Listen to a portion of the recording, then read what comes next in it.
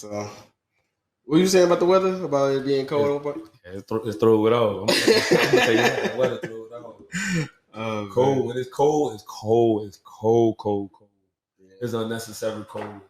My clients come up in there and look at me talking about something. You got the AC on? No, it's just cold. Whatever the temperature is. If it's 20 degrees outside, when you come in the gym, you know it's gonna be about 10 degrees. Oh yeah, I said that every time. Every time I came up in there, I was like, oh, if it's like 32 and the wind blowing, I just know I'm about to be up in here. But I'm cool with it though, because at the end of the day, you're gonna be working out, and then you're gonna get hot. I'd rather have that than for it to be hot in there, and then now I'm about to be even more hot. I want to miss it though. I think naturally though. So when they naturally gotta do that. So like say for instance, again the weather be crazy out here. So yeah, when it's hot, when it's 100 degrees outside, it's gonna be about 110 in the gym. They my clients will come in the gym and be like, "It's hot." Don't you think we do that? Exactly. Then you just be like, man, I don't know, because like I said, I'd rather for it to be cold, because then at least I could maybe bring in a layer. Because the first time I went in there though, I was like, okay, maybe it's gonna be some heat on one time, and I was like, when I came in, I was like, oh no, it's kind of cool up in here, but at the same time though, when you start working out, you be like, you're kind of hot right now. You're kind of hot right now. So I understand that though. So I don't know, but then once you go the first time, now you know, okay, the next time I go, let me go on, just put my layers on, go in there, then take the layers off, and then just start working out. Mainly, I train if it's hot. I train if it's cold. When it flooded, I had my client, they pulled up, take your socks off, lift your jeans up, roll whatever you got tight. Walk through the flood. They walk through the flood. The water came all the way up to the garage. Take your feet off. Let's get it. Dry your feet. I got towels right too. Dry your feet. We gonna get to it. It's hot. I know. The fan's blowing heat too. That's great. It's cold. You don't think I know? Still gotta work. Let's go. Now, I'm gonna be real with you, Quann. You low key a minute, bro. The fact you said that, the fan blowing too, I know. The fact they're like, you still didn't turn it off. Knowing it blowing out high heat, let why you got the fan on? You say it was high. Why it's blowing out high heat? Don't stand behind it. Stand behind it. You ain't gonna get the heat blowing on you. The heat that's passing through going to the back of the fan, you can catch a little gust of it. Run some cold water on you, please. Y'all got 5 seconds left. No. It's hot. I know.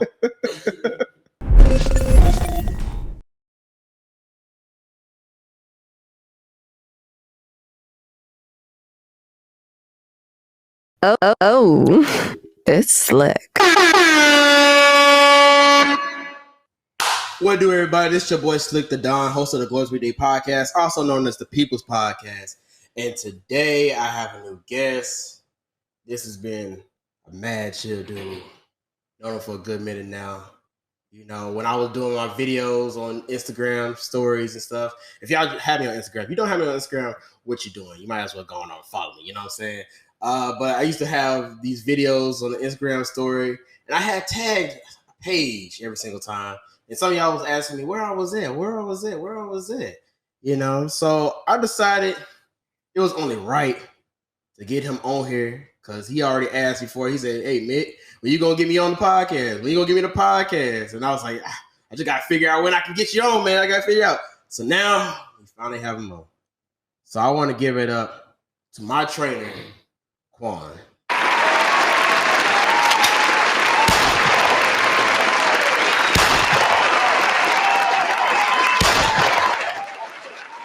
Yes, sir. You doing good, man? Good, yes, sir. Appreciate you for having me. Anytime, man. Yes, indeed. Anytime. You want to tell listeners a little bit about yourself? Definitely. My name is Quann, the personal trainer at Overtime Fitness. I'm from New Orleans, Martin, Houston, just training, applying pressure, being a mentor, being a daddy, doing it all, really. Just doing it all. Yeah, man. Yeah. Met my man when he first came down, huh? Yeah. Yeah, started training. Been training him since. Yeah, man. Yes, indeed. Been excited. I've been ready to get on it. I've been waiting to get on. Yeah, so we finally got him on. I already know we better have a great episode, guys. Great episode. Y'all already heard him already. I already called him a menace already for having a fan on when it's cold. But it's some methods to his madness, all right? So with that being said, y'all already know before we go into the first segment, we gotta play some music here. You know, we play gospel music, we play R&B, we play rap. And I feel like we got to go to rap again since this is the last episode of the season. Guys, I know I told y'all we were going to end on episode 20. But, you know, I want to get a lot in store for y'all for, you know, season 3. You know, so trust me, the wait is not going to be, you're not going to be disappointed. Okay, I promise you that. So I'm going to play Aha by Lil Durk. Yeah, shit, we run. I'm like, fuck it, you trippin'. Go get your gun. They dropping locations. I'm getting it done.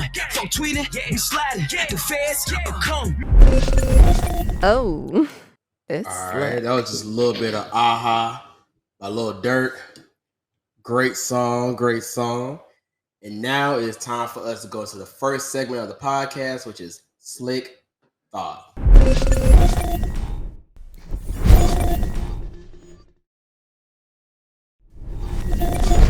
All right, Quann, I got a quick question for you, man. Yes, sir. All right, so, you know, we talk about mental health a lot these days and everything. And my question to you is, do you feel that mental health is taken seriously these days? Or do you think we have some ways to go? We got some ways to go. Yes, we definitely do. I really think it's not taken seriously. Okay. Yeah. We got a lot of ways. Okay. And why you saying that? Why you think that? I mean, for somebody, I mean, me personally, like I experienced like mental trauma, so I can only imagine what other people, you know, experience and how they cope with it. Yeah. In a way. So like with me, I kind of the thing that I experienced that affected me mentally in a negative way, I learned to accept it for what it was for and not let it, do what I can to not allow that to happen while I keep moving forward. Yeah. But you can see a lot of people, especially like with social media and everything, it'll put your mind in a different place. The more you watch social media, the more your mind will shift completely farther away from who you really be.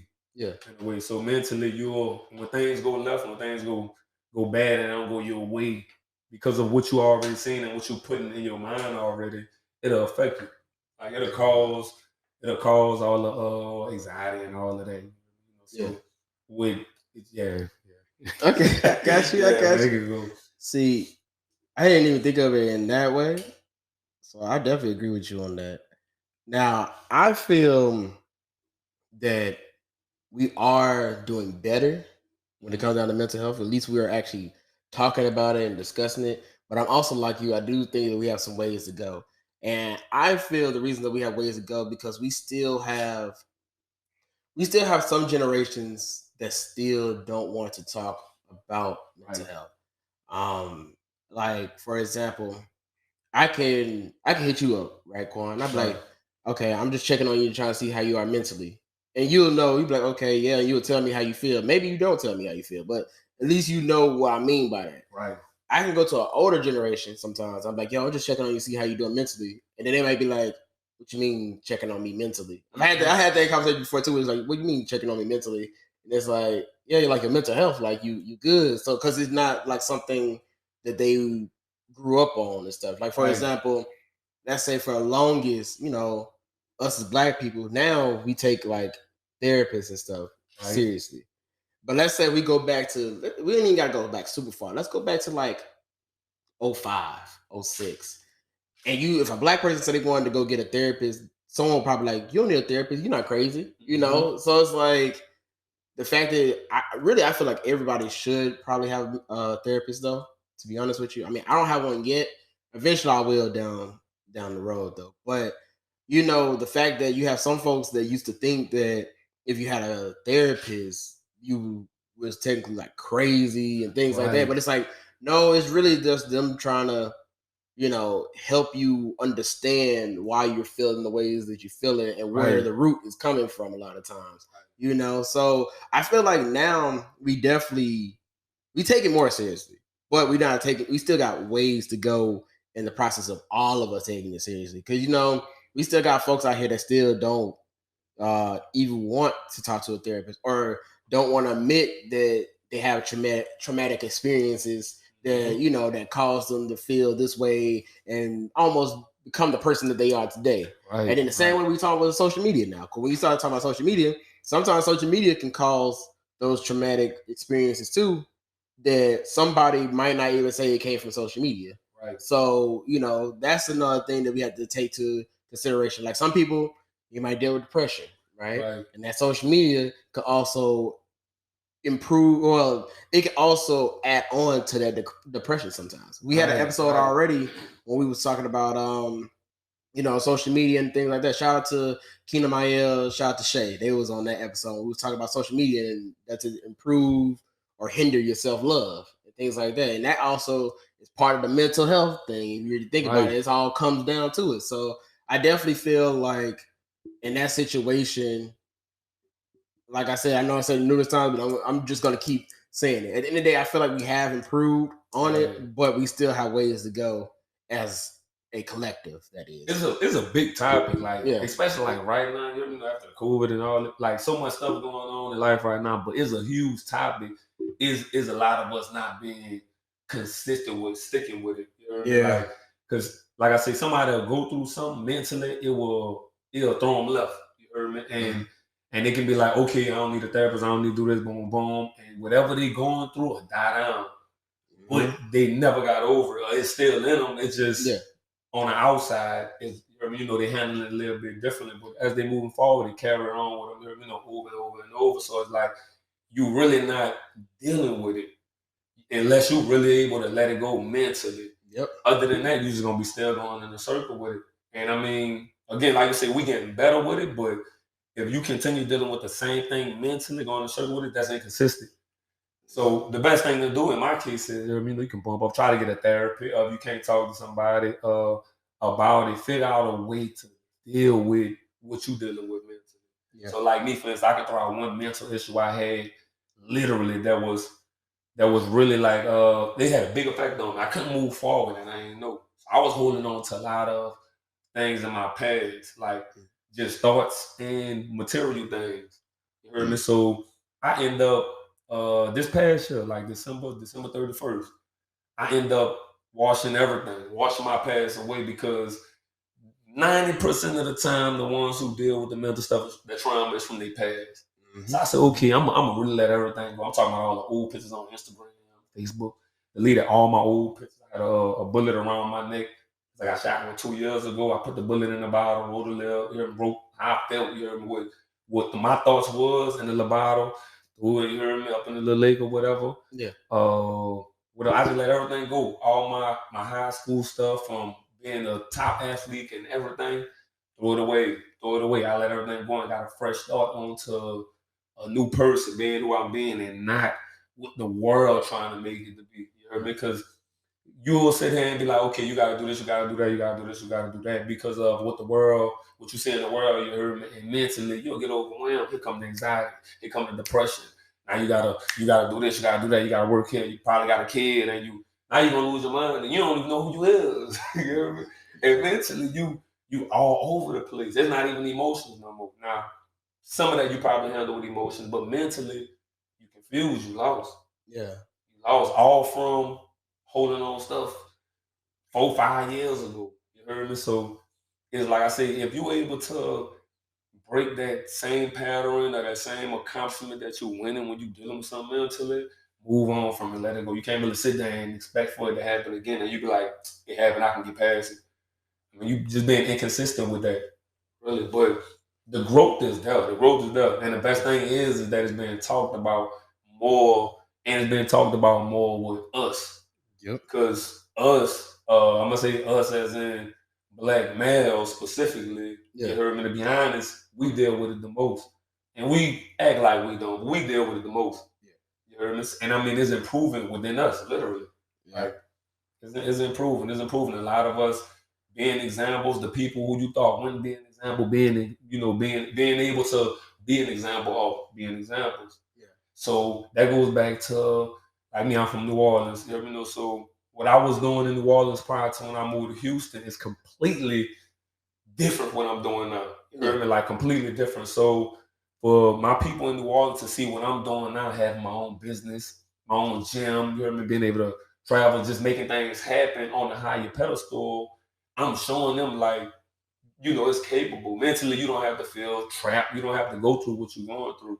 You know what I mean? But overall, it's definitely, I agree with you, man. It's improving. It's definitely improving. I gotta give you a gunshot out, man. So, and I felt you on that when you said like you from New Orleans and you in Texas, like Houston is two different people. Because I've been telling people that all the time. Like as a military child, if you knew me when I lived in Arkansas or Arizona or Virginia or Louisiana or even now in Texas, you know, it's like I was a different person each time. Exactly. I was improving as a person each place that I was going. You know, so like even like when people know me from Louisiana, what they usually know me for? Oh, that's the Sigma that throws parties and do this and do that. Out here, people would be like, okay, if you know me, like, oh, that's the dude that, you know, has a podcast, the one's always out here networking and trying to figure people out. That's what people see now. Because like it's two different people. Because it's like, okay, I gotta improve now. My mindset and the way that I live my life is completely different now. Exactly. And even like when you said like a lot of stuff, like a lot of the traumatic stuff comes from your past. For me, you know, I used to have this whole like anger problem. I used to be mad at people, want to fight, all this other stuff. And the main reason because I was holding on to things that happened in my past. And I wasn't my problem more than anything was forgiveness. Right. Like I didn't want to forgive anybody. I used to have like my dad used to tell this all the time. I think I mentioned this on the podcast. I think when Johanna's episode I mentioned like how I used to hold grudges off of something that happened when I was like 3-4 years old or maybe 7 years old. Because I have a great memory. I remember a lot of things. So I was like, okay, I remember this. I'm not gonna forget. And so as time went on, I think once the pandemic hit and I had to be in a house by myself for like a good 5 months, just alone with my thoughts. And I really just sat there and was like, you know, I have to grow up. I have to improve. And on top of that, in order for me to improve the past, like anything that I did in the past or anything that happened to me in my past, I have to just forgive it and let go. Yeah. And then just keep going from there. And ever since then, even with this podcast, ever since then, it seemed like everything just started. Dang. And I be telling man, I'm telling you, that's you on point. You on 100% with that. Cause like when mentally, again, I be by myself damn near like 100% of the time. To this day, I still just be by myself. I don't, you know, I don't be around people like that. I just literally 7 days a week in the gym. I don't go out. I don't be doing anything. I'm gonna start going out. Yeah. But mentally, it's like I didn't already set my mind on something else. Now, if you was for the Slxck and Quann 2 years ago, mentally, like you would have met a whole different person. I would have still. I was that overly aggressive dude. You heard me? I was a good person, but it's on I carry New Orleans with me. So it's like I was always in the midst of making the transition. You heard me? As a youngin'. So when I moved out here at 16, I had that mindset, a killer instinct mindset, literally because it's my environment. That's my mental. It's a killer mindset. So when I would even a month within being in Houston, I had a business mindset. Yeah. I wanted more. I wanted to play ball and everything. So making that transition mentally, it was tough. That was pressure. Yeah. Like fighting them ways to try to become a better person. Mm-hmm. And then as you're moving forward to becoming a better person, you still fighting your old ways, you heard me? And you're going up against stuff coming. So now I'm getting tested mentally, physically, spiritually, financially, but I'm still trying to get to where I want to be. Like I said, if you would have met the Quann 2 years ago, and say for instance, you heard me, if I don't know, I'm gonna just say, say for instance, you would have seen me out in public and you was for to approach me on trying to be a trainer or what, I probably wouldn't have gave you the time. I probably came off a little more aggressive. Yeah. You know, I probably been when you came to the gym, I probably would have been bro, you can DM me. You ever been on? Nah, bro, you can wait till I hit you if I call and ask you to come. Yeah. That's who I was 2-3 years ago. See, and then for me, that's that me 2-3 years ago, I would be like, okay, you like that. Now we gotta go at it.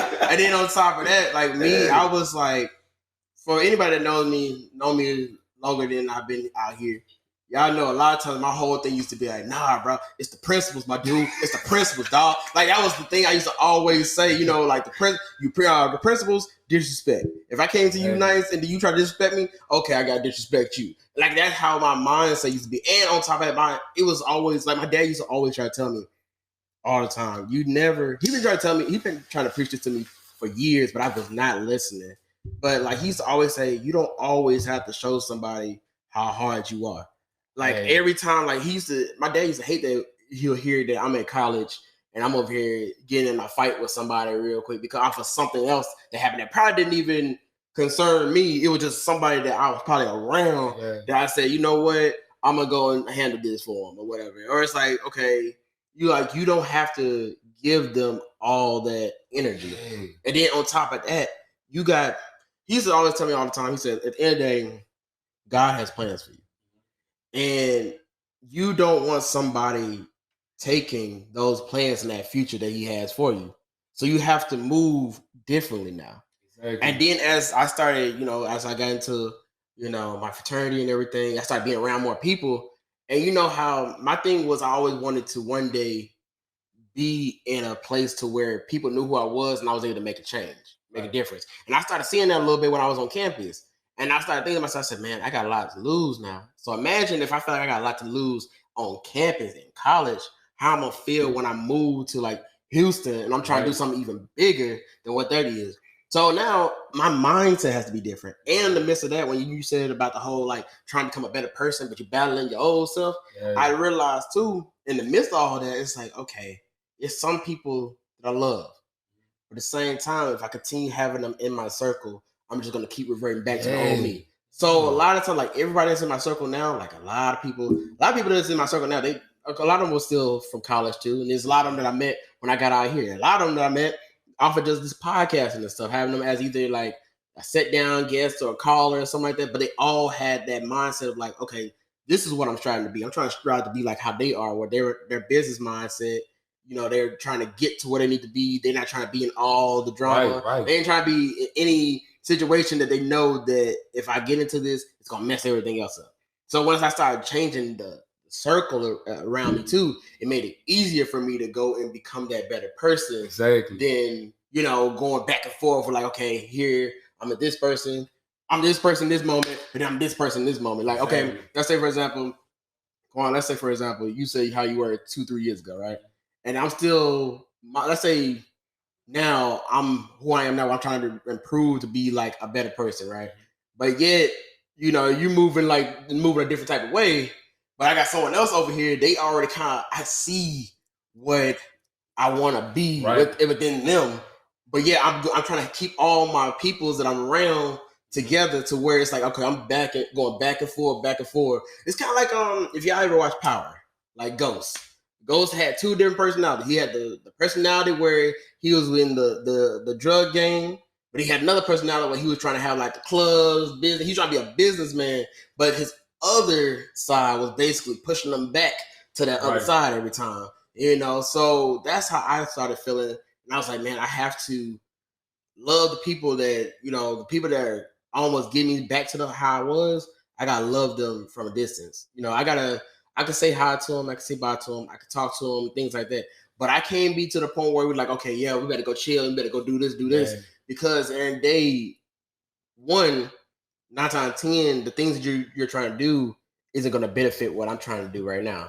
Like everybody that's in my circle now, everybody is either entrepreneurs. They're entrepreneurs, they're singers, they do films, they do all these different other things to the where I can help them and they can help me. And our whole goal is to one day blow up and do something big that changes the world. Exactly. So it's like, okay, now my mindset is different now. It's easier for me to get to the person I am now. Now I'm probably at the most peace that I've ever been my whole entire life because of that. Yes, indeed. Yeah, man. Yeah, that's cool. I'm the same way, like 100%. I agree with you because it's like once I mentally put my mind on something first, because I know you heard me being around people now is all mental for me. I'm 100% mental. I'm not in a relationship. I'm not on none of that. So if I do decide to step out take a step. You heard me? No, take that step with it. Then I told myself, I know it's gonna be mental. You heard me? I know what a fine woman look like.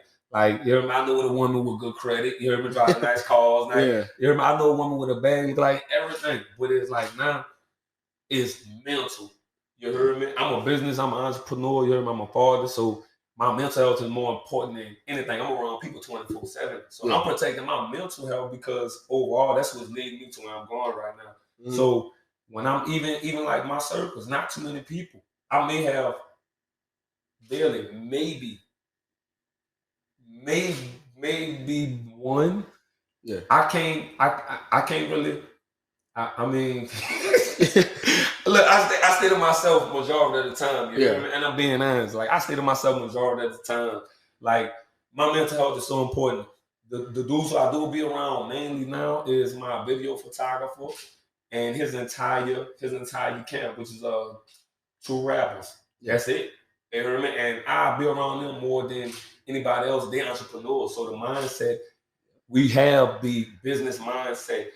Like, I got partners and stuff. When we I don't really see them that much, but they not entrepreneurs. So when we become when we around each other, I don't want to just talk about business now. I can't now. Yeah. But that's what my mind is. So it's like, what we gonna talk about? I mean, we gonna really talk about our kids, probably how everything been and chop it up. Really, that's it. Because I really cannot hold a conversation without anybody who I know the first sentence. Yeah. It ain't about the grammar or nothing. It's just gonna tell me. If you approach me, depends on how you approach me, because I'm so big mentally, meaning your demeanor speak before your voice. So, and I just posted it on Facebook.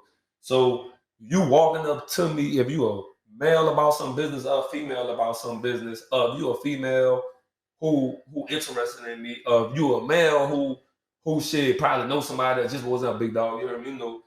Your demeanor walking toward me or whatever, I know what kind of conversation we're about to have.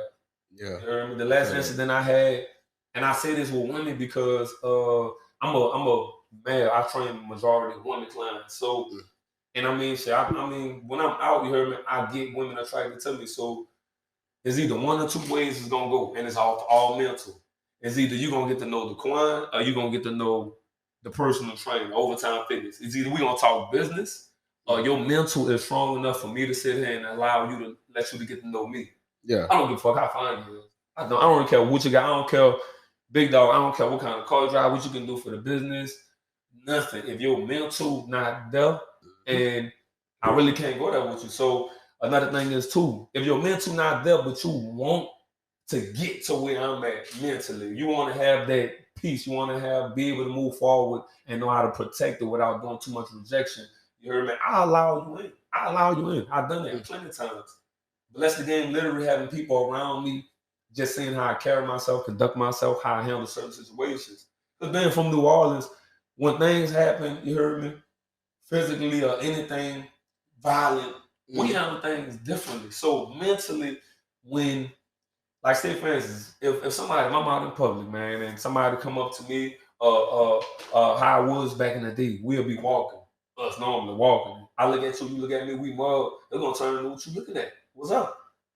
Literally, that's what it's gonna turn to. And this is gonna go up from right there. Now we ain't got nothing to talk about, let's fight, or we gonna shoot, or whatever we gonna do. But now where I'm at mentally, I can go out, you heard me? Yeah. I ain't gotta look at nobody. I know eyes on me. I ain't gotta make eye contact with nobody. I'm good. I'm about to enjoy myself by myself. You heard me? And if anything within my peripheral approach me, speak to me, or say anything, the first word is gonna tell me 2 things. You getting to know the Quann, or you getting to know Overtime Fitness. You gonna be a client, or you gonna get to know me personally. But if I allow you to let you know me personally, therefore you done something mentally to me. I know mentally you can spark me. I felt that, man. Like I don't know. I'm 100% big on it. A lot of people, you hear me, like you said, we get better with it. But for somebody like me who trying to, as an entrepreneur, just like us, as an entrepreneur, but me being in the fitness industry, about to become this $1 million fitness trainer and a industry fitness trainer, you heard me? It's like I have to protect it, because if my mind not only on this and taking care of my son and taking care of my clients and making sure the priorities are straight, it's easy to get thrown off track. Again, it's so easy for me to shift back to that New Orleans mindset because it's in me. But I've been fighting for so long that I'm able to put it in the cage, put a lock on it, but who say that lock ain't gonna break? So you gotta protect it. You gotta protect the mental health at all times. Like that's literally 100% how I'm living my life. If anybody asks me to, like even with the media, I only follow fitness. I only follow entrepreneurs. I only follow excellence. I only follow millionaires. That's what I'm putting my mind on. That type of mindset was developing a healthy mindset. It's gonna help me create healthy habits. And the more I do that, the more I attract healthiness. So if I go out here and I mean, I look like I'm trying to, you heard me, look like I'm trying to attract trouble, I'm going to attract trouble because I'm going to get exactly what I'm asking for. Like literally 100% of it is you're going to get what you're asking for. Yeah. And I can say that as well because since I was, I'm going to say about like 12, everything that occurred in my life up until I was 20, I'm 28 now. So everything occurred in my life up until I was 26 happened. So when I mean by mentally, I shift after in 2021, mentally, I shifted to another level. So everything that happened to me prior then, I spoke it into existence. Mentally, I kept it in my head. Like everything that happened from New Orleans to Houston, I put it on me. The good and the bad. But when I look back, it was mainly bad, and it all was because of my mental. Yeah. I can only point out 3 good things, literally, through my entire life that I spoke on that happened. And that was getting my dream car, having my first, my kid being a boy and a junior, and having my own stuff after college.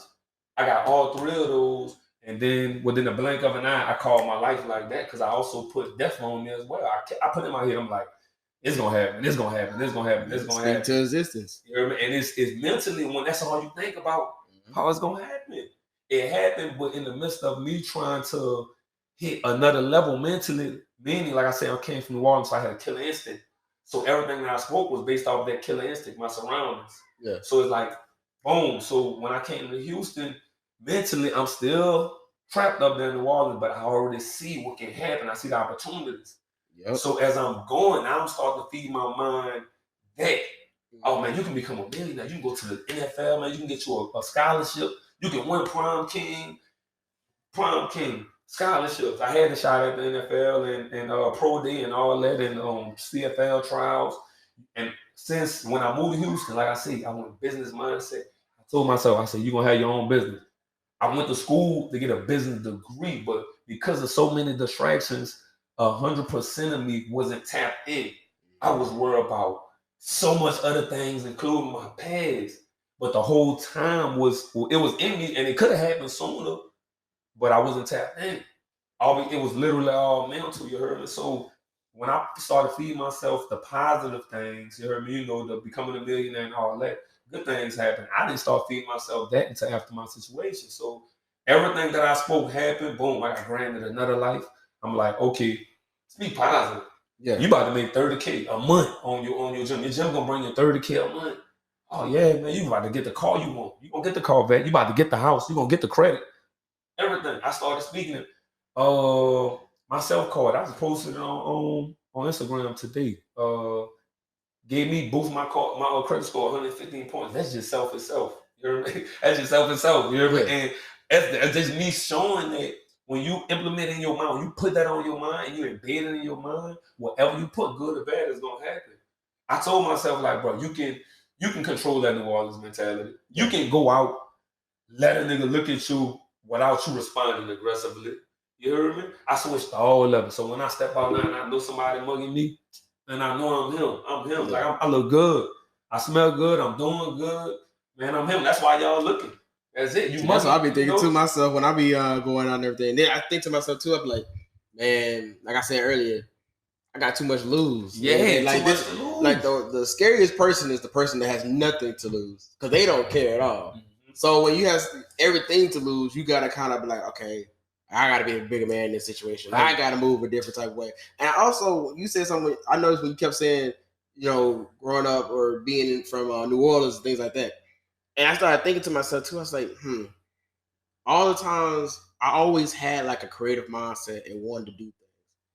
And for some reason, when I got to Houston, it seemed like everything just started clicking even more because Houston, for anybody who's never been to Houston, Houston is big on a lot of entrepreneurs. So whenever I go to like different like lounges or I'm going, let's say down the street or whatever, it's always somebody else that's an entrepreneur. And then you start talking to them before you know it, y'all start networking. Exactly. And then boom, there you go. Y'all got something together. Oh yeah, follow me on social media. Now you get to the point like, okay, now I'm looking around like, okay, where's the next place I can go to that I can network in and get that together? You know, so I think also just that environment as well, though. But yeah, that was a lot. Quann, you gave me a lot of great things to think about on that too, man. So I think it's only right that we call somebody for this too. So I'm going to call my cousin Promise. She's been on here multiple times. Y'all already know she's very opinionated. So we're gonna see what she got to say on this as well.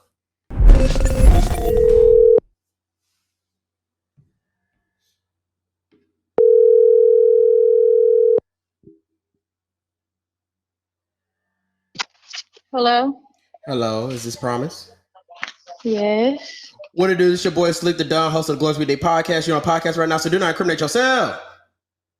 Okay, I'm doing hair. But come on with the question. See, why you gotta be like that, huh? But no. Are you doing good, cousin? Yes, I am. That's good. Listen, I'm over here with my trainer Quann right now. You know, we over here talking about like mental health and everything, right? Mm-hmm. And my question to you is this: do you feel that we are doing a good job of like talking about mental health and taking it seriously, or do you think we still have some ways to go?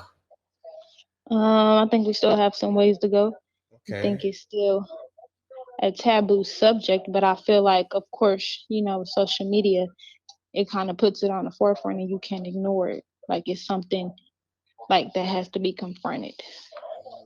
Okay, and Quann said something else about social media too. You said the same thing, right? Yes, I pretty much say the same. I agree with you too as well, because it's like you said, it's a big topic. You hear me? It's good that we're talking about it, but a lot of people really not utilizing just it being a topic, like taking it in effect. So it ain't with the social media, because what goes on with social media right now, even though we talking about it and on social media, what they seeing on social media is playing a big part on their thoughts and everything, on our thoughts, you hear me?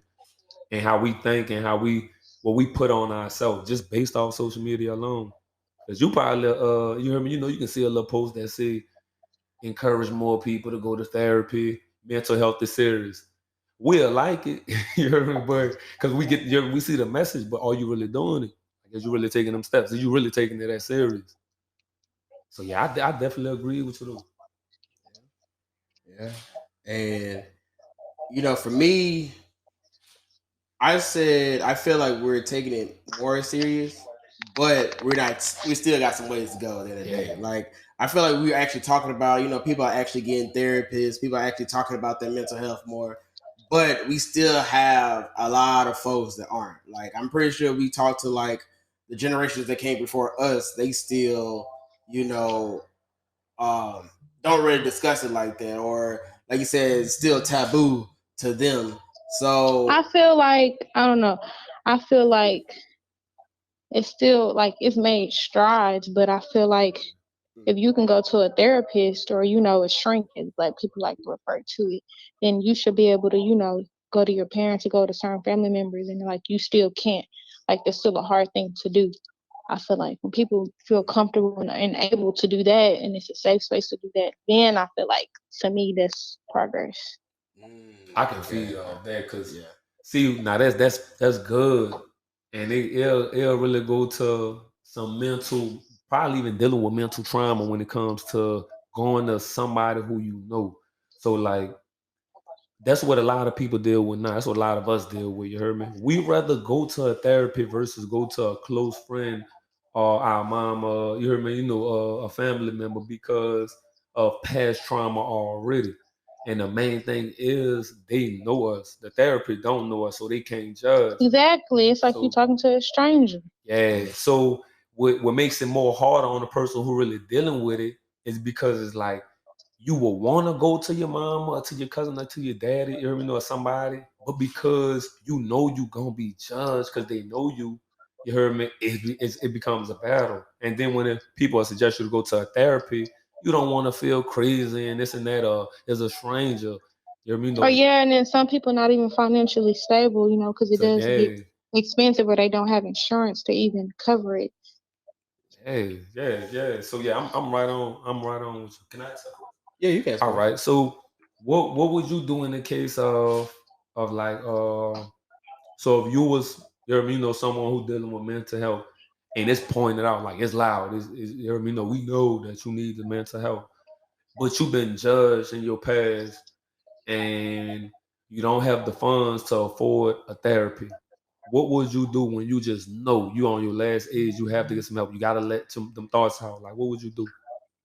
Okay, so I come from a family with mental health background. My bipolar disorder and all of that runs in my family, and nobody wants to like really deal with the fact that that's wrong, because it's like people already have pre-biases and judgments. Right. But I know now, like, facilities where you can get your medication, they have free counseling services. So you just as you would go in and get your medication, you could have a session. If you feel like that's what's needed that month, that week, that day, and you don't have to make an appointment. You know what I'm saying? Because they understand the urgency. Right. But that's the solution for me. I just personally, I'll go take a walk. I like taking my walks. That's something that I found that helps me as I got older. Writing more poetry, that's an outlet for me per se. But yeah, those are my top ones right there. And then of course, I've learned to talk to Mickey. That's my cousin. I've learned, even coming to him, because sometimes I don't want you to listen to respond. I just want you to listen. Yeah, that's what most of us need. Literally, that's it. You just need somebody to listen. Sometimes you don't even need to respond, because if you got a listener, you get your thoughts, you clean your thoughts out. You got an observer, you got somebody who can just soak it in and just sit there and just take everything off your mind for you. That play a role in it without it getting response. Exactly. Yeah, I definitely agree. Yeah, because I felt that, and I'm really thinking even more about what Promise said about she feel like we still have made progress, really, because if you can't talk to your family and friends about it, then did we really make progress, basically? Exactly. And that really had me thinking more, because like, dang. Mickey, I can't hear you. I was agreeing. I was agreeing with what you said earlier when you were saying how you feel like we still got some ways to go if you can't talk to your family and friends about your mental health. Exactly, because like let somebody like you always see suicide. You know what I'm saying? Or people, even with these models, that just apparently died from jumping, off the buildings or out the window, and it's just like family members. It's like once they speak out after that, it's like I didn't know, or she seemed so. It's like are you okay? If they say good and you just walk away, like did you even really do your part? Because of course they might not tell you right off the bat. You might have to literally have a little mini intervention. But. Yeah, that's true. But yeah, Promise, that's all I have for you. Thank you so much. You want to shout anything out before you go? I do hair, my poetry. If y'all into that, my book's on Amazon. Mickey, you know how to give them that information if they're interested. That part. The name is Promise McCree. So yeah, thanks for having me. Anytime. Y'all know I'm gonna put all that at the bottom as well as the socials and stuff. So definitely make sure you support my cousin. And I'm gonna talk to you later, all right? Okay, I love you. I love you too. All right. Yeah, she was on point. Yeah, she was on point. And I'm like, yes. Oh man, I forgot this music was even playing still. But what you call it? Like that. Yeah, she was really on point with that. No, that's another thing I'm starting thinking about too. I got a question in my head off of something that she just said just a while ago, but I'm gonna keep that for season 3 though. But I definitely got a question that just popped up in my head right now. But it's gonna also go off with just us as black men. That I feel like I might need to have you on that episode too when I ask that question. So I'm gonna just keep that in lock. Hey. But yeah, man, that's all we got for this segment. And now it's time for us to get to the next segment. One of the funny segments that we have, which is Tell Me Why.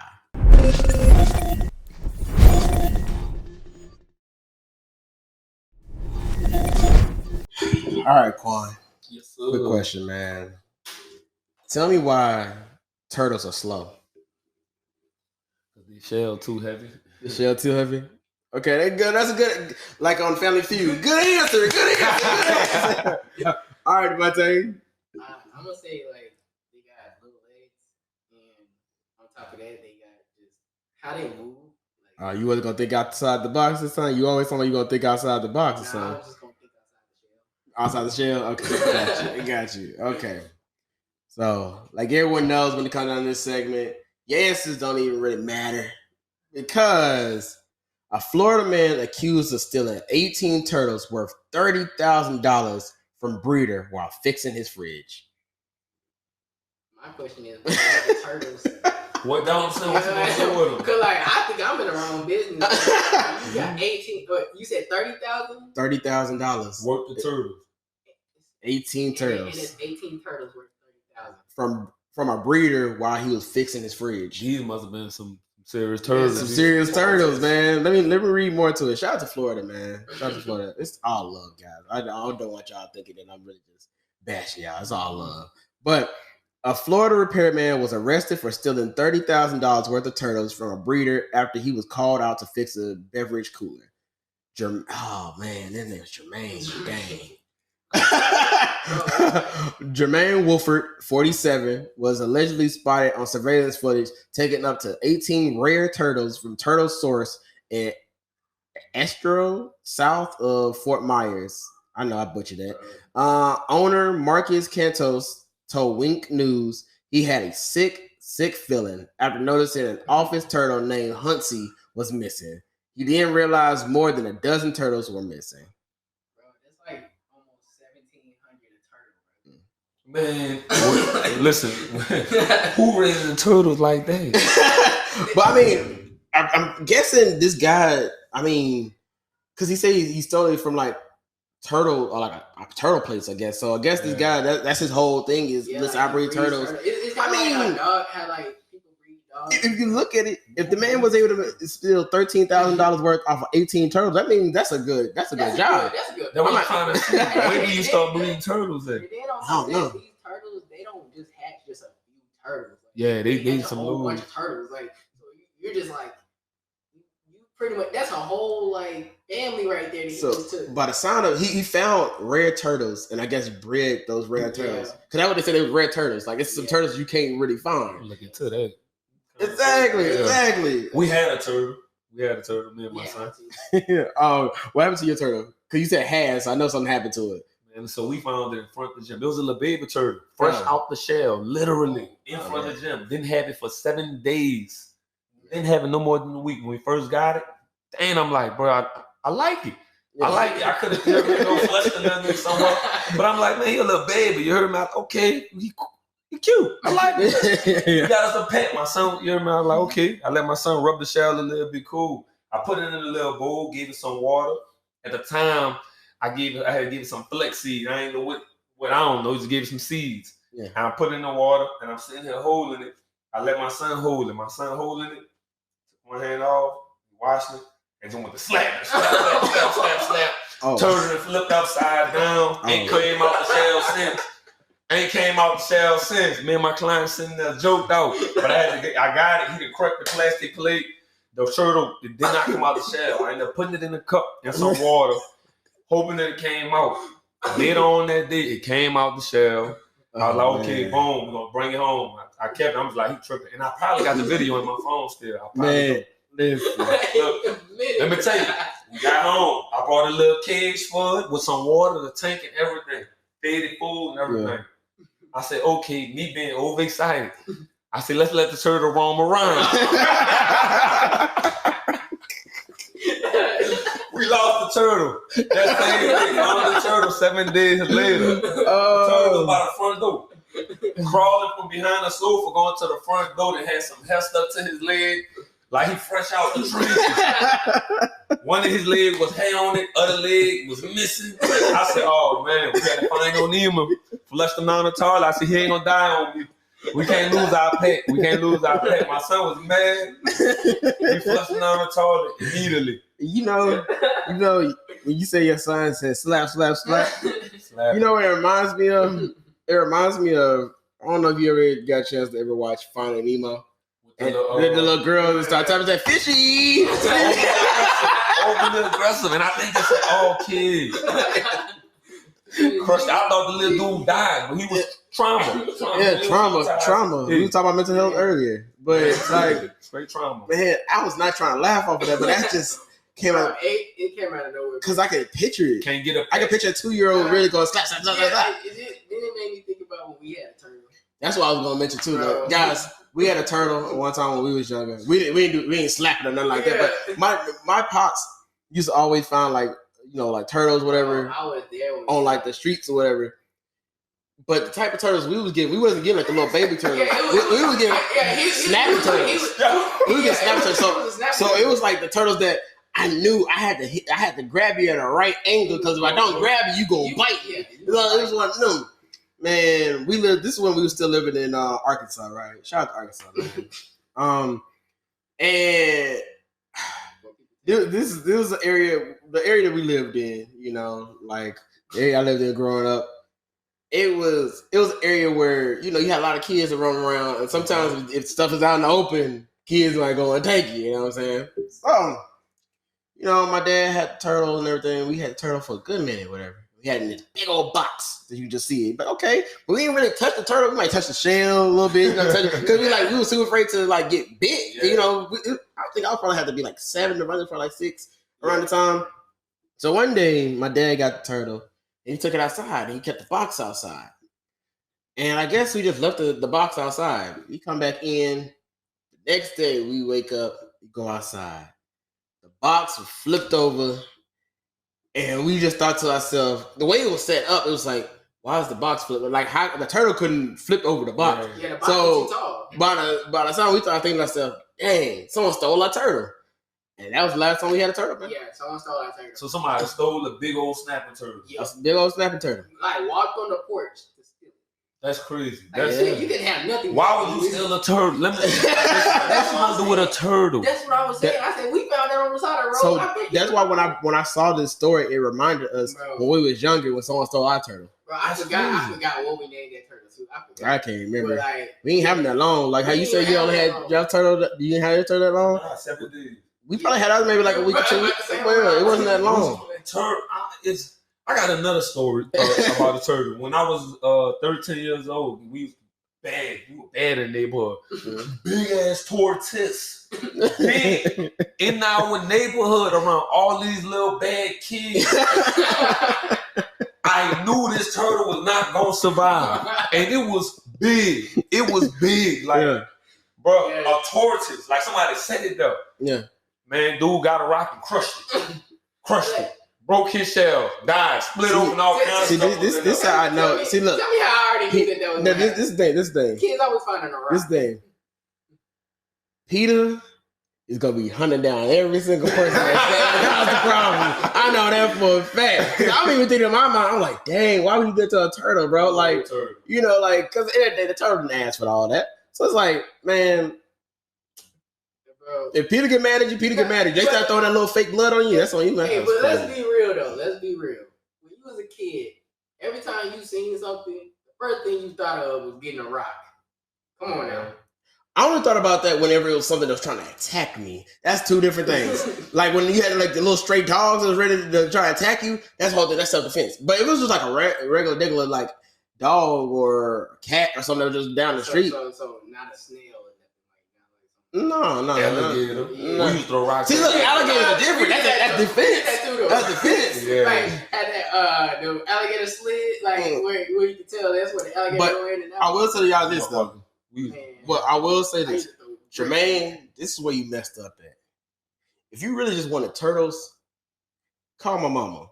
The reason I say that, my mama is the queen. If you go fishing, my mama is the queen of throwing her rod out there and somehow catching a turtle. Look, she is good at it. She never gets a fish. She always catches a turtle. And the turtle, she be struggling too. Like,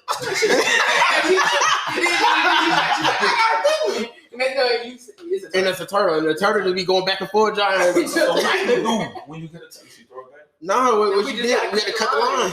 It's kind of like how, like when you go fishing and a snake gets it, and you got to cut the line. Yeah, same way with the turtle. Got mine one time. I had to cut my line. Yeah, man. So, shout out to my moms, man. We love you. I wonder what was he gonna do with all those turtles? Okay. He don't need my question is this: why didn't you just get one male turtle or one female turtle and it took off? Boom. Because he wanted to make quick money. Yeah, fast. but like you see that this man became a breeder, you got 3 rare turtles. Like get two of them and you be good. You said eventually I'm gonna be making 30,000. See, but this thing though, even if he took 2, the guy would have still recognized, because he said he took Mr. Huntsy. So then once he noticed he took Mrs. Huntsy, then he went to go check and realized he took over a dozen more. So he already knew that he took 1 already. So even if he just took 1, the man would have known. Man, I would have took 2 baby ones, stuck them in my pocket. 2 baby ones. You heard me? Why would you take the one that's on the desk? Come on. That's how you know that's his special turtle. No. I don't know. I feel like the guy probably named every single one of them. Yeah, and even if he took the baby ones, he probably wouldn't know. He probably that good with his job. Cause think about it. If I'm about to make $30,000 off of 18 turtles, I'll have their names down. I will remember every single one of them. I got inventory on them turtles. I'll be like, oh, okay. And then he probably got a list that he checks off all the time to see if he got all the turtles. He probably got a little paint mark. Exactly. For each one of them. And the tags. Yeah. I still would have took me about 2 days. Yeah, I would have still tried. I would have stuffed them right up. I would have slap. But look, man, stay off up in that shelf for 7 days. Hey, they ain't gonna make no noise. I can finish the job. Stay in that shell. You don't want me, my son. Oh, man. Hey, man, be gone. Grab the 2 turtles, bro. Hey, Jermaine. You tweaking, my boy. You tweaking, man. Hey, but he had the right concept. No, he didn't. But anyway, we better go into the next segment. My favorite segment, which is Black Excellence.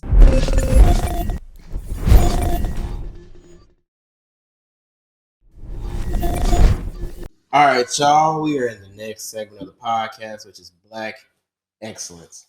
And for this Black Excellence, I'm gonna give it to somebody.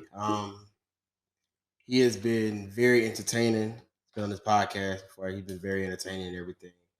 You know, he's all about physical health.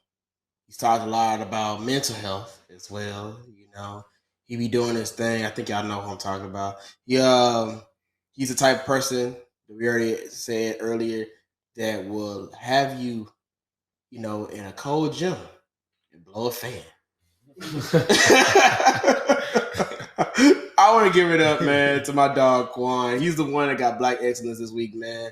You know, I like what he got going on, and even just hearing about how he was. Like, if you heard the first segment, you heard that how he said how he was 2-3 years ago and how he's becoming now as a man. You know, so, and as a father as well. So I just want to give him Black Excellence for that, for all the improvement, consistency, you know, going for your dreams and everything, and also speaking things to existence. You know what I'm saying? So, yeah, you got my Black Excellence. I appreciate that, man. I appreciate that. No problem, big dog. I definitely want to see. I put myself on that pedestal, knowing what I've been through, where I'm headed, and being acceptance of what I gotta go through to get to where I'm going as a Black man. So I mean, it's not even just about what I want for myself. You know, it's about what I want for my son as well, and the generation that's coming behind us. Yeah. So it's like I put myself in plenty of situations purposely. I put a lot of pressure on myself, which is shout out to my brand, my clothing, my gym, Overtime Fitness, because of pressure. And I got the gear on right now. It's the amount of force mentally that I put on a person physically. I mean, I'm sorry. The amount of I'm tripping. The amount of pressure. Man, I'm gonna lose my mind. I know my definition off the back, man. Yeah. It's my definition of pressure is the amount of force that I put on the individual mentally to physically complete a task. You heard me? Meaning I pick with the brain, because that's what we naturally respond off of, your thoughts. A lot of people say emotions, but it'll be what you implement in your mind first. So whatever you think about, you'll probably try to get attached to the emotion, and then you respond. You heard me? So me with where I'm headed into feeling, you heard me, you know, what I accomplished as a Black male, I put that on my mind first before I physically actually started to see results. Anything, before I see anything happen, I put it on my mind. So where I'm at right now is to, just being a business owner, a father, and being in the industry as a motivator and a mentor is like, I know I'm headed to somewhere. I accept where I'm at, but it's not enough as well. So I put more pressure on myself just to get to where I'm going. Because the pace I'm going right now, where I'm going, it might take me a year to get there. But if I apply a little more pressure to myself, it might take me 6 months. And I'm okay with that. I'm okay with that. That's to me, that's part of the route of becoming success. That's part of the route of really hitting another level mentally, physically, financially, spiritually, because you putting yourself in a position that's gonna happen anyway. You heard me say, for instance, you might want a new car, but in order to get another car, you'll have to have this car a certain amount of time or pay this car off. So you got you a car, you don't want it, you want the new car, but you got to have this car for 2 years, or you got to pay $5,000, $20,000 just to get that new car. Okay, well, I'm about to pay this $20,000 just to get that new car, and whatever I got to do to make that back, I'm gonna make that back just to get that car sooner. You heard me? Then the time frame that you actually was gonna get it at. But yeah, man, that's I definitely appreciate that. Putting myself up there as well as Black excellence. You know, a lot of people coming from the hood, you heard me know what however they label us as being a product of our environment, to make it on this pedestal with getting 2 degrees and being a full-time student, college athlete on a scholarship, and being success and an entrepreneur and everything. Definitely. You just got to stay focused and be able to maintain your way, whatever route you're on, maintain it, stay on it, and just, stay focused with it, man. There's a lot with it. Yes, sir. So with that being said, let me go and give you the hand claps and the gunshot.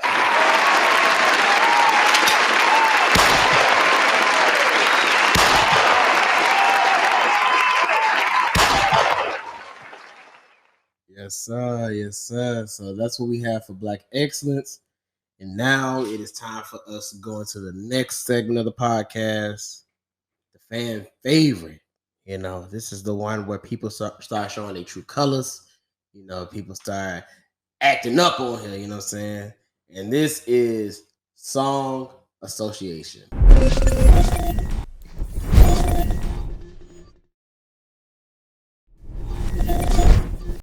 All right, y'all, we're in the last segment of the podcast, which is Song Association. Now, in this segment, I will be giving Quann here 15 words, and he has 15 seconds for each word to sing or rap a song that is real with that word in it, okay? You need 10 out of 15 to pass, because C's get degrees, okay? We grade on a curve over here, you know what I'm saying? Now, you want to be in contention for the $20 at the end of the season, you got to at least get 14 out of 15. All right, shout out to Keenan IL, shout out to Shay, shout out to DJ Don B. They all got 14 out of 15. Now, if you get 15 out of 15, I will give you $20 right now, and I'll give you additional $20 because since this is the last episode of the season, that means you won the whole entire thing. Okay, but if you get 14 out of 15, then you just got to come back on again and battle it out with the other ones that just had it. Okay. So, we're going to see how this goes, guys. So, Quann, you ready? Yes, sir. We're going to get this timer together. 15 seconds. All right, your first word is drive. 5 seconds. I couldn't even tell you. I couldn't even do. Well, guys. That's it. We still gonna keep going. We already know. But guys, dang, boy, that was fast. We have yet to have someone ever come on this show. This is episode. Well, technically, this is episode 37. Technically, yeah, because we had 22 episodes last season. Yeah, so this is technically episode 37. So, no, 39 actually. My gosh, we got a lot of episodes, Devontae. But we have yet to have anybody come in and get all of them.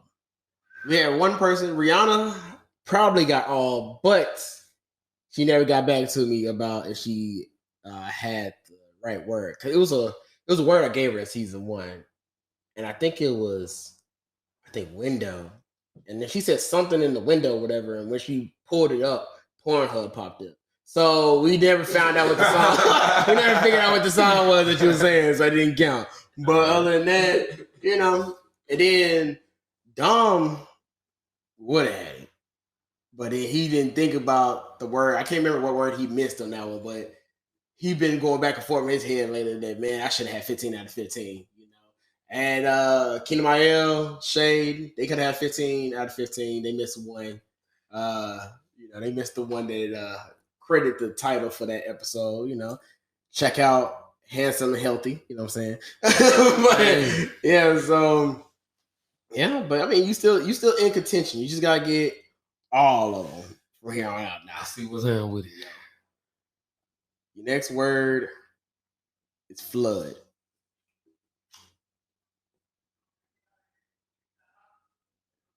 Flood. 5 seconds. I probably will flood the streets. I probably will flood the streets. Okay, who's that by? That's Kevin Gates on. That's not on Isla. It's Kevin Gates. Let's see. I'm gonna look it up real quick. Typing. I probably will flood the streets. Okay. Let's see. Cause I probably know the song. I just gotta. Probably say it wrong. I don't know. Probably will. I don't know. But it's not on it's like on his more classic music. Before Isla, so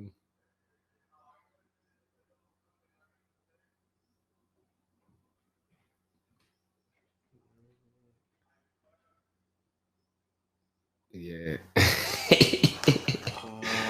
Hold on, Gates, come through, Gates. Oh yeah.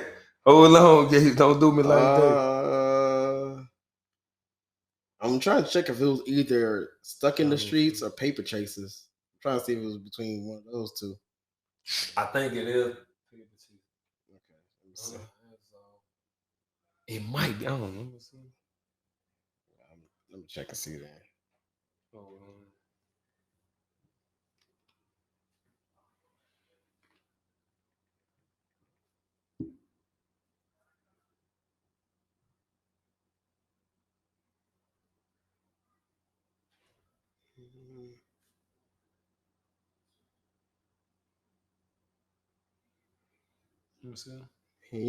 You can just edit this part out right here. I'll let my editor know. Oh, so I think it's probably Paper Chaser. Dang, I forgot, man. Let me see. Man, I probably have to take that out. Look like. Dang.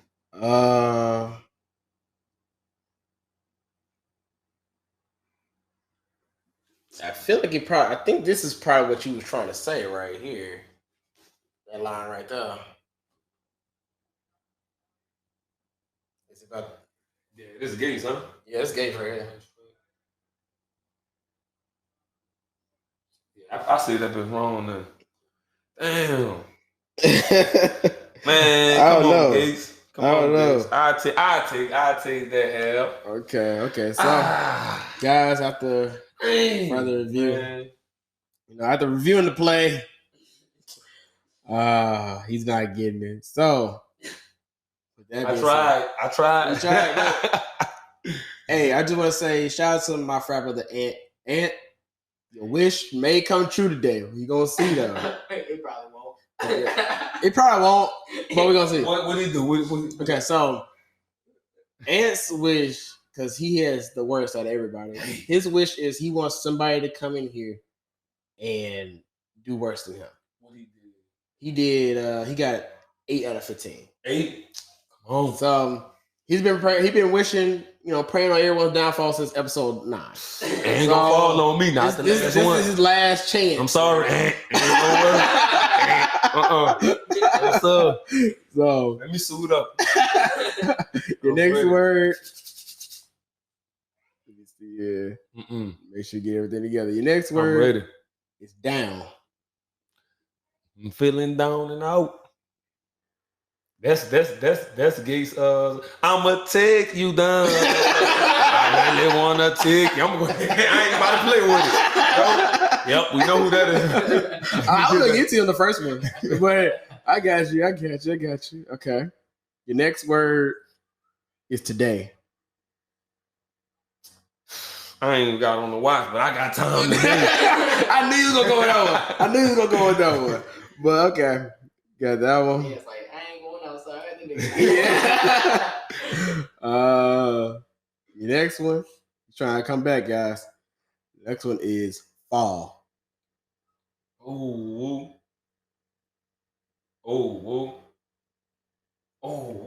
Dang. Fall. The sky has fallen. We fall down.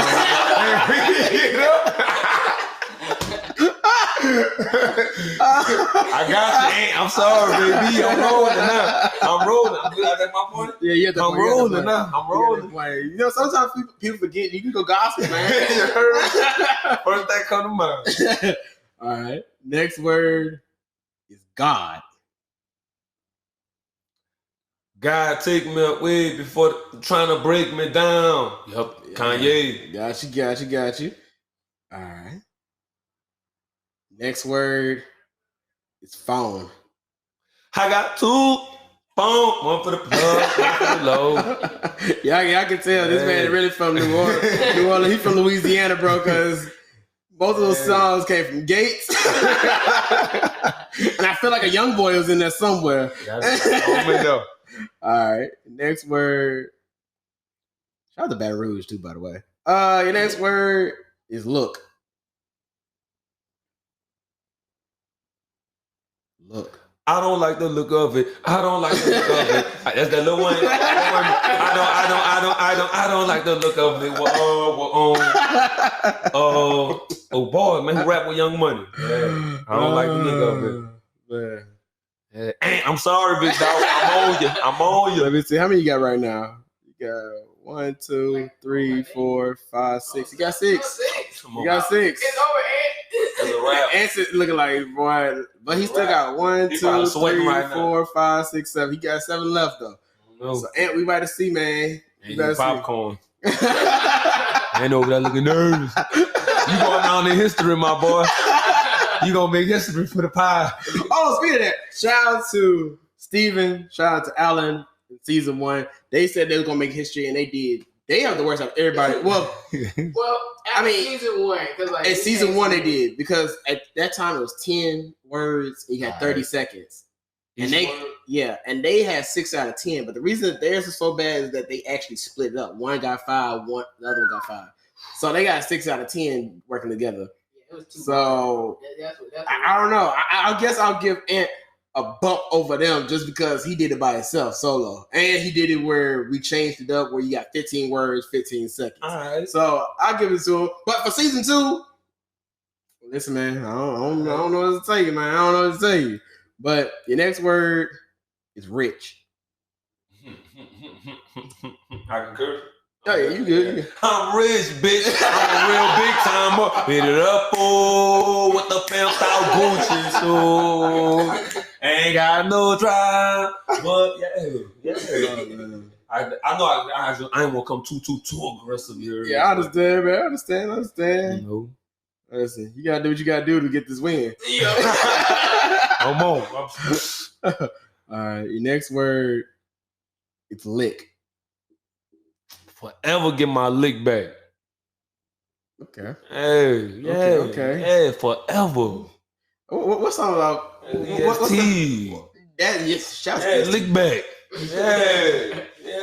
To you. But also, I was thinking to myself, I felt like it's a ludicrous song. He said, "Make it lick." What was it? The back of your tongue. Yeah. No. All right. Yeah.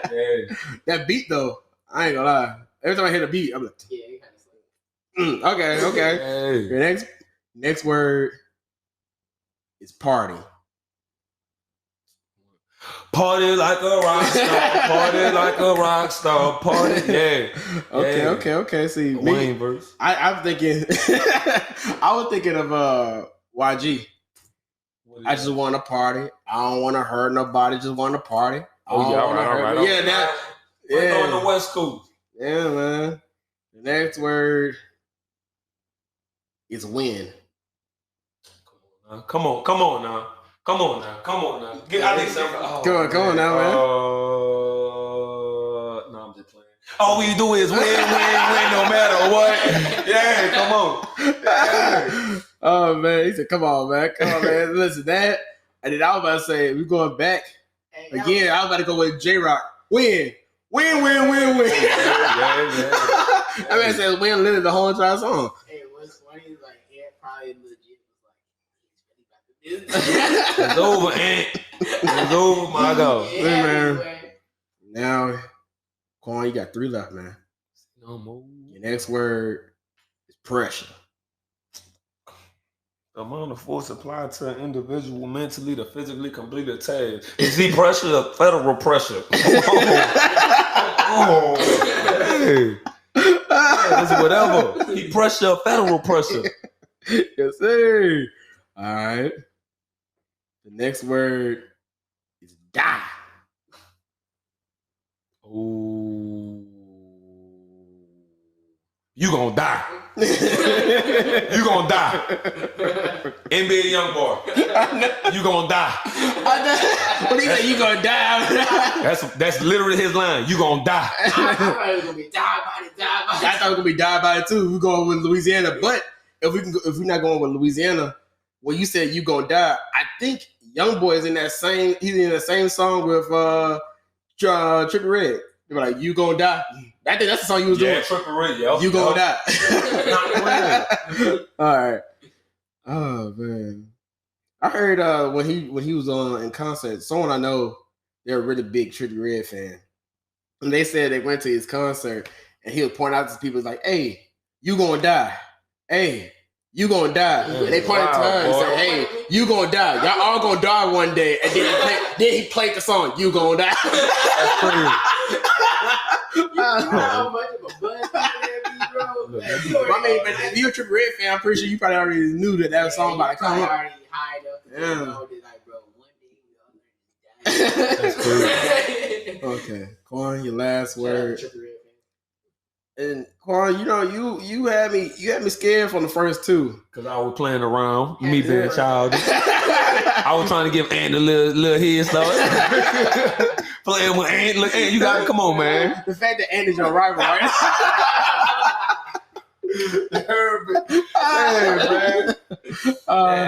The next word, your final word.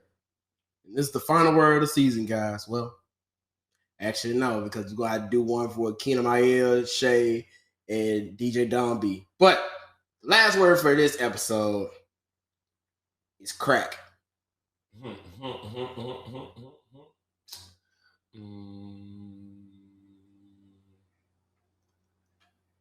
5 seconds. I sell crack. I just gave it a chance. I couldn't tell you who sang it. Somebody said it. Might pop up in somebody's lyrics. It might pop in somebody. Just type in I sell crack. I don't know. We're gonna check and see. Apple Music. I sell crack. That's somebody's verse. That's it. I feel like that's like a cheat code. You can't just say I sell crack. I was confident with it. I just can't tell you who it is. But I'm confident. But if you find any song that says I sell crack, are you gonna give it to him? You know, you the official on this one.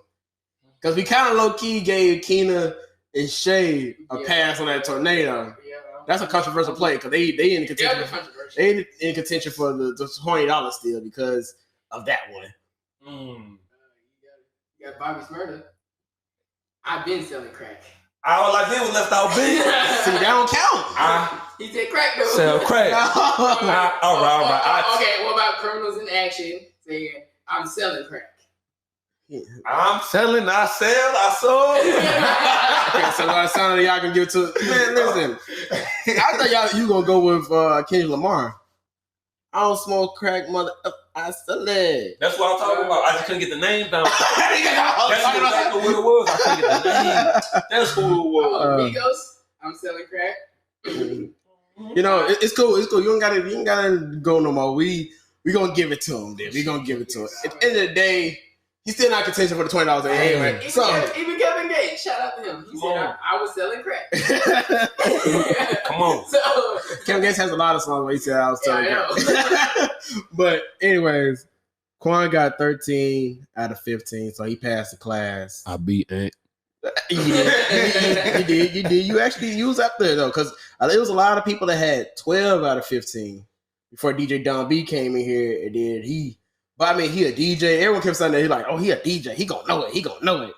So we're gonna see. So I'm gonna have to make one video that's on all of them though. I didn't realize how many people that rap sold crack. Yeah. Like, Logic said I sold crack. Okay.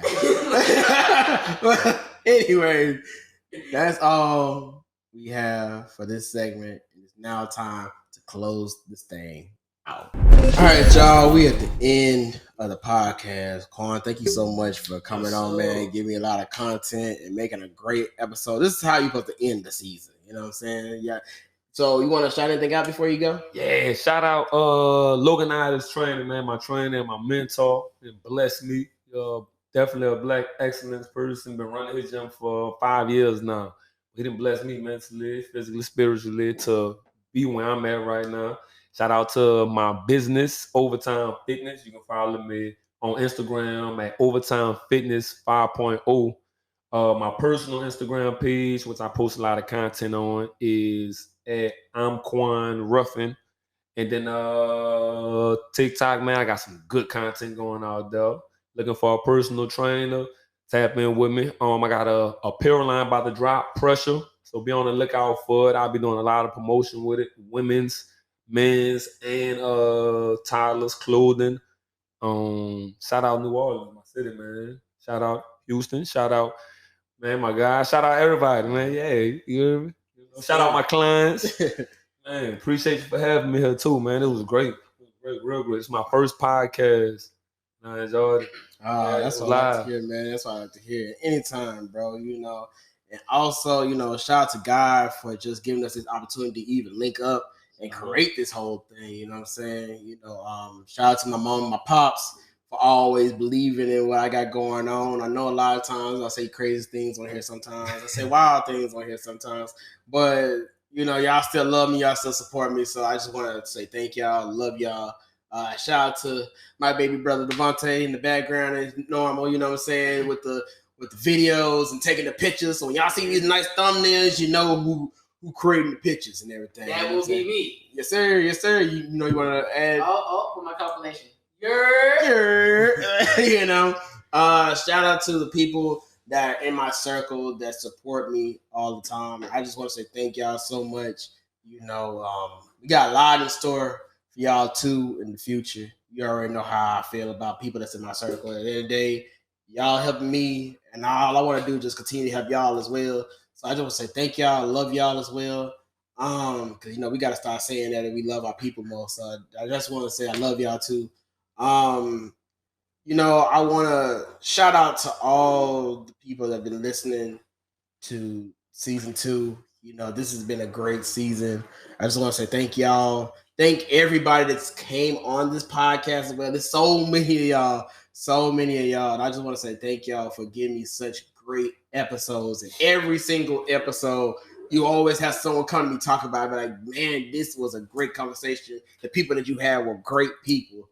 And I just want to say thank y'all so much for just supporting what I got going on. And, just making it fun too at the same time though. Because, when y'all come on, y'all just being yourselves and everything. That's all I ask for whenever someone comes on the podcast. Just be yourself. This ain't no interrogation, nothing like that. So I just want to say thank y'all as well. And as always, before we go, shout out to my first time listeners. Shout out to my last time listeners. Maybe listen to this podcast. You're like, you know what? They talk too long. Or maybe they wasn't funny enough. Maybe they should have been more serious. Or maybe you really just don't like us. I just want to say thank you for giving us the opportunity to be heard. This is your boy Slxck the Don, host of the Glorious Weekday podcast, also known as the People's Podcast. Make sure you like, comment, subscribe, share, review, rate. Tell a fan to tell a friend, or tell a fan to tell a fan, or tell your mama to tell another mama, tell your daddy or tell another daddy. You know what I'm saying? At the end of the day, just tell somebody, get it out there, and we will see y'all in the next season. And I promise you, when that season comes, like my boy Quann been saying this whole entire time, pressure. All right. See y'all next season.